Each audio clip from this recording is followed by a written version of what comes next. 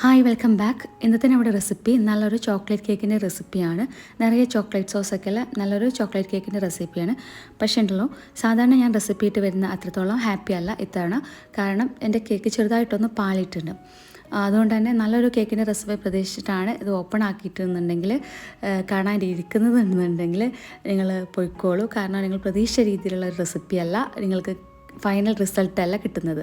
Okay, പക്ഷേ ഞാനിത് post ചെയ്യാൻ കാരണം എനിക്കിതിൽ കുറച്ച് കാര്യങ്ങൾ പറഞ്ഞു പോകാനുണ്ട്. എനിക്ക് പറ്റിയ ഫോൾട്ടും കാര്യങ്ങളും പറഞ്ഞു പോകാനുണ്ട്. അതിന് വേണ്ടിയിട്ടാണ്. എന്നെപ്പോലെ ഇതുപോലത്തെ തെറ്റുകൾ പറ്റിയവരുണ്ടെന്നുണ്ടെങ്കിൽ നമുക്ക് തിരുത്താനും അതുപോലെ തന്നെ അവർക്ക് മനസ്സിലായ കാര്യങ്ങൾ എനിക്ക് ഷെയർ ചെയ്യാനും കൂടെ വേണ്ടിയിട്ടാട്ടോ ഞാൻ ചെയ്യുന്നത്. അപ്പോൾ താല്പര്യമുള്ളവർ കണ്ടു നോക്കുക. അപ്പോൾ ആദ്യം തന്നെ ഞാൻ ഇവിടെ ഒരു 1/4 കപ്പ് ഇളം ചൂടുള്ള പാലാണ് എടുത്തിട്ടുള്ളത്. അതിലോട്ട് ഒരു 1/2 ടീസ്പൂൺ കോഫി പൗഡറും 1 ടീസ്പൂൺ വിനീഗറും ചേർത്ത് നന്നായിട്ടൊന്ന് ഇളക്കി ഒരു 5 മിനിറ്റ് സമയം മാറ്റി വെക്കുന്നുണ്ട് കേട്ടോ. ഇനി കേക്കിന് ആവശ്യമായിട്ടുള്ള മുട്ടയാണ്. 3 മുട്ട എടുത്തിട്ടുണ്ട്. മുട്ട റൂം ടെമ്പറേച്ചറിലായിരിക്കുക. ഇതിലോട്ടൊരു 1/4 കപ്പ് പഞ്ചസാരയും 1 ടീസ്പൂൺ വാനിലയും ചേർത്ത് കൊടുക്കുന്നുണ്ട്. എല്ലാം കൂടെ ചേർത്തിട്ട് നന്നായിട്ടൊന്ന് ബ്ലെൻഡ് ചെയ്തെടുക്കുന്നുണ്ട്. മിക്സിയുടെ ജാറാണ് ഉപയോഗിച്ചത്. അതുതന്നെയാണ് എനിക്ക് പ്രശ്നമായതെന്ന് തോന്നുന്നു. മിക്സിയുടെ ജാറിലിട്ട് നല്ലൊരു യെല്ലോയിഷ് ആൻഡ് ക്രീമി ടെസ്റ്റ് കിട്ടുന്നവരെ, ലൈറ്റ് യെല്ലോ കളറും അതുപോലെ നല്ലൊരു ക്രീമി ടെസ്റ്റ് കിട്ടുന്നവരെ നന്നായിട്ടൊന്ന് ബ്ലെൻഡ് ചെയ്തെടുക്കുക.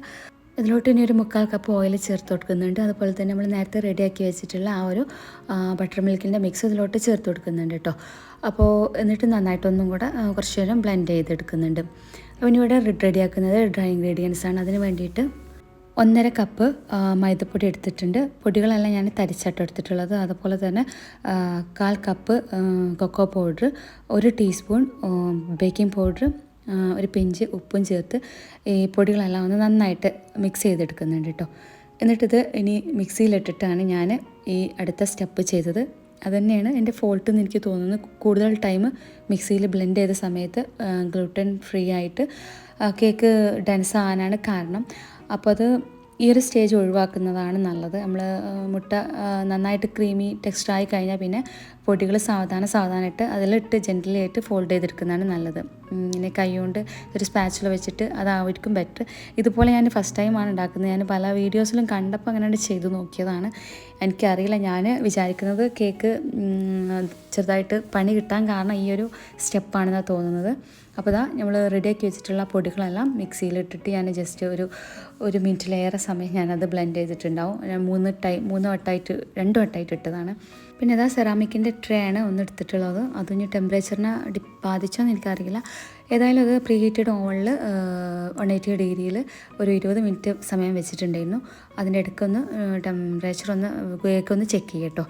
അപ്പോൾ കേക്ക് വെറ്റ് ചെയ്തെടുക്കാനുള്ള ഒരു കോഫി സിറപ്പാണ് ഉണ്ടാക്കുന്നത്. 1/2 കപ്പ് പാലോ അല്ലെങ്കിൽ വെള്ളം എടുക്കുക. അതിലോട്ട് ഒരു ടീസ്പൂൺ കോഫി പൗഡർ, അതുപോലെ തന്നെ പഞ്ചസാര 2 ടേബിൾ സ്പൂൺ ഒഴിക്കുക. മധുരത്തിനനുസരിച്ച് നിങ്ങൾ ഒഴിച്ചു കൊടുക്കുക കേട്ടോ. അതോടൊന്ന് ചൂടാക്കി മാറ്റി വെച്ചിട്ടുണ്ട്. കേക്കിൻ്റെ മുകളിൽ ഒഴിക്കാനുള്ള ചോക്ലേറ്റ് സോസിൻ്റെ റെസിപ്പി ഉണ്ടാക്കാം. അതിന് വേണ്ടിയിട്ട് 750 ml പാലെടുത്തിട്ടുണ്ട്. അതുപോലെ തന്നെ 3 table spoon cornflour, 2 table spoon മൈദപ്പൊടി, അതുപോലെ തന്നെ 1/4 കപ്പ് വരെ, 1/2 കപ്പ് ഞാൻ എടുത്തത്, 1/2 കപ്പ് ടു 1/4 കപ്പ് വരെ പഞ്ചസാര യൂസ് ചെയ്യുക. 1/2 കപ്പ് ഓക്കെയാണ്, അതാവും ബെറ്റർ. ഇനി മധുരം കൂടുതൽ വേണം എന്നുള്ളവർക്ക് 1/4 കപ്പ് വരെ ചേർത്ത് കൊടുക്കുക കേട്ടോ. അപ്പോൾ അതിലോട്ട് ഒരു കൊക്കോ പൗഡർ 1/3 കപ്പ് കൊക്കോ പൗഡറും ചേർത്ത് കൊടുത്തിട്ടുണ്ട്. അതുപോലെ തന്നെ 1 ടീസ്പൂൺ വാനിലയും ചേർത്ത് നന്നായിട്ടൊന്ന് ഇളക്കി പൊടികളെല്ലാം പാലിന് നന്നായിട്ട് അലിഞ്ഞതിന് ശേഷം സ്റ്റൗവിൽ വെച്ച് കൈ മാറ്റാണ്ട് ഇളക്കിക്കൊണ്ടിരിക്കുക. നമ്മുടെ ഈ ഒരു മിക്സ് നന്നായിട്ട് തിക്കായി വരുന്നത് വരെ വെയിറ്റ് ചെയ്യുക കേട്ടോ. അപ്പം ഒരു മീഡിയം ഫ്ലെയിമിലിട്ടിട്ട് നിർത്താണ്ട് അങ്ങ് ഇളക്കി യോജിപ്പിക്കുക. അപ്പോൾ നമ്മുടെ ഈ ഒരു മിക്സ് നന്നായിട്ട് തിക്കായി വരുന്ന സമയത്ത് ബാക്കിയുള്ള ഇൻഗ്രീഡിയൻസ് ഒക്കെ ചേർത്ത് കൊടുക്കാം. കുറച്ച് സമയമെടുത്ത് നിൽക്കാണ്ട് കൈമാറ്റാണ്ട് ഇളക്കിക്കൊണ്ടിരുന്നു. ചോക്ലേറ്റ് സോസൊക്കെ ഇതാ തിക്കായി വരുന്നുണ്ട്. ഈ ഒരു സമയത്ത് നമ്മൾ നേരത്തെ പറഞ്ഞ പോലെ ബാക്കിയുള്ള ഇൻഗ്രീഡിയൻസ് ചേർത്ത് കൊടുക്കുക. അപ്പോൾ ഞാൻ ഇതിലോട്ട് ചേർക്കുന്നത് ചോക്ലേറ്റാണ്. അപ്പോൾ അത് നിർബന്ധമല്ല കേട്ടോ, വേണമെങ്കിൽ ചേർത്താൽ മതി. തികച്ചും ഓപ്ഷനിലാണ് ഈ ഒരു ഇത്. കുറച്ചും കൂടെ ചോക്ലേറ്റ് ഫ്ലേവർ നമ്മുടെ കേക്കിന് കിട്ടും. അപ്പോൾ വേണമെന്നുണ്ടെങ്കിൽ മാത്രം ചേർത്താൽ മതി. ഞാൻ ഒരു 1/2 കപ്പ് ചോക്ലേറ്റ് ചിപ്സ് എടുത്തിട്ടുണ്ട്.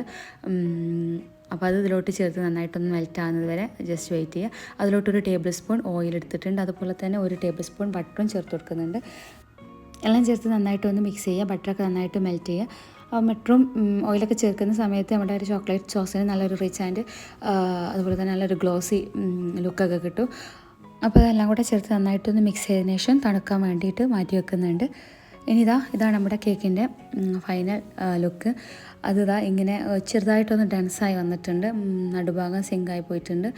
അത് എന്തുകൊണ്ടാണ് എൻ്റെ കേക്ക് ചെറുതായിട്ടൊന്ന് ഡെൻസാകാൻ കാരണം ഞാൻ മനസ്സിലാക്കിയത് ഓവർ മിക്സിംഗ് ആണ്. മിക്സിയുടെ ജാറിലിട്ടിട്ട് വെച്ചതാണ്. നിങ്ങൾക്ക് ആർക്കെങ്കിലും ഇതുപോലത്തെ അനുഭവം ഉണ്ടെന്നുണ്ടെങ്കിൽ ഷെയർ ചെയ്യുക. അതുപോലെ തന്നെ ടെമ്പറേച്ചർ ഞാൻ പ്രീഹീറ്റ് ചെയ്തിട്ടുണ്ടായിരുന്നു. ഇനി വീഡിയോ എടുക്കുന്നതൊക്കെ കാരണം കൊണ്ടുണ്ടല്ലോ, ചിലപ്പോൾ നമ്മൾ വിചാരിച്ച ആ ഒരു സമയത്ത് തന്നെ വെക്കാൻ പറ്റിയിട്ടുണ്ടല്ല. അപ്പോൾ ഡ്രോപ്പായി പോയോ എന്നുള്ളൊരു സംശയം ഉണ്ടായിരുന്നു. ഇനി എന്താണെന്നുള്ളത് ഇതാണ് എനിക്ക് മനസ്സിലാക്കിയ കാരണങ്ങൾ ഇതാണ്. നിങ്ങൾക്ക് ആർക്കെങ്കിലും മനസ്സിലായിട്ടുണ്ടെന്നുണ്ടെങ്കിൽ ഒന്ന് ഷെയർ ചെയ്യാം. അതുപോലെ തന്നെ നമ്മൾ ചൂടാറിയതിന് ശേഷം ചോക്ലേറ്റ് സോസ് മുകളിലോട്ട് ഇങ്ങനെ വെക്കുന്നുണ്ട്. പക്ഷേ ഉണ്ടല്ലോ, ചെറുതായിട്ട് കേക്ക് ഇത്തിരി ഒരു ഫഡ്ജി ടെക്സ്ചറിൽ വന്നിട്ടുണ്ടെങ്കിൽ പോലും കേക്ക് നല്ല ടേസ്റ്റ് ചെയ്യുന്നു. ബാക്കിയില്ലായിരുന്നു, ഒട്ടും ബാക്കിയില്ലായിരുന്നു, ഒക്കെ ചിലവായിപ്പോയി. അതിൻ്റെ മുകളിൽ ഞാനിതാ ചോക്ലേറ്റ് ചിപ്സ് വെച്ചിട്ട് ഇങ്ങനെ ഡെക്കറേറ്റ് ചെയ്യുന്നുണ്ട്. അപ്പോൾ നിങ്ങൾക്ക് ആർക്കെങ്കിലും ഇതുപോലത്തെ അനുഭവം ഉണ്ടായിട്ടുണ്ടെന്നുണ്ടെങ്കിൽ ദയവേത് ഷെയർ ചെയ്യുക. എനിക്ക് വന്നത് ഞാൻ ഓവറായിട്ട് മിക്സിയിലിട്ട് ബ്ലെൻഡ് ചെയ്തെന്നുള്ളതാണ് എനിക്ക് വന്ന ഫോൾട്ട് എന്നാണ് ഞാൻ മനസ്സിലാക്കിയത്. അല്ലാണ്ട് ഇൻഗ്രീഡിയൻസിൻ്റെ റേഷ്യോ ഒക്കെ കറക്റ്റ് തന്നെയാണ് എന്നാണ് എൻ്റെ വിശ്വാസം. ഇനി ടെമ്പറേച്ചർ പ്രീഹീറ്റ് ചെയ്ത ഓവനിലെ ടെമ്പറേച്ചർ ഡ്രോപ്പ് ഔട്ട് ആയോ എന്നുള്ളതൊരു സംശയമുണ്ട്. നമ്മൾ ഈ വീഡിയോ എടുക്കുന്നതൊക്കെ തിരക്കിൽ അത്ര ചിലപ്പോൾ വേണമെങ്കിൽ ടെമ്പറേച്ചർ കുറഞ്ഞതിന് ശേഷമാണോ വെച്ചത് എന്നുള്ളൊരു സംശയമുണ്ട്, അറിയില്ല കേട്ടോ.